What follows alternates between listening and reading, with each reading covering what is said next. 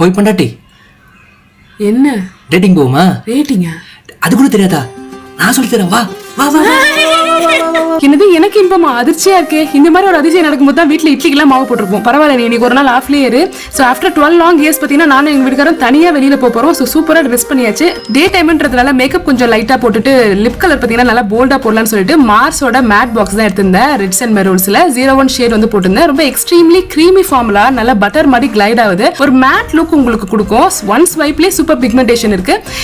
Plums and reds and மெரூன்ஸ் பார்த்தீங்கன்னா ஒரு wheatish and வந்து ஒரு டார்க் ஸ்கின்னுக்கு பார்த்தீங்கன்னா நல்லா சூட்டபிளா இருக்கும். எல்லா பாக்ஸும் பாத்தீங்கன்னா கலர்ஸ் வந்து கலர் கோட் பண்ணிருப்பாங்க. மிரரும் உங்களுக்கு ஃப்ரீயா கிடைக்கும். ஆனா டேட்டிங்ன்ற பேர்ல நாங்க போனது பக்கத்துல இருக்கிற லோக்கல் முனிசிபாலிட்டி பார்க் தான். பட் ஸ்டில் லோ பட்ஜெட் டேட்டிங்னாலும் 12 இயர்ஸ்க்கு அப்புறம் இந்த மாதிரி தனியா பேசுற வாய்ப்பு பாத்தீங்கன்னா ரொம்பவே முக்கியம் நினைக்கிறேன். கமெண்ட்ல சொல்லுங்க. 1 ஹவர்ல டேட்டிங்லாம் முடிஞ்சு வீட்டுக்கு வந்து நைட்டிக்கும் மாறியாச்சு. லிப்ஸ்டிக் ஸ்டில் பாத்தீங்கன்னா long lasting, smudge proof, transfer ப்ரூஃபாவும் இருந்தது. அவ்வளவு சாப்பிட்டாலும் நல்ல இன்வெஸ்ட்மெண்ட் தான் நினைக்கிறேன். ப்ராடக்ட் டேக் பண்றேன், நீங்களும் செக் பண்ணுங்க. பை.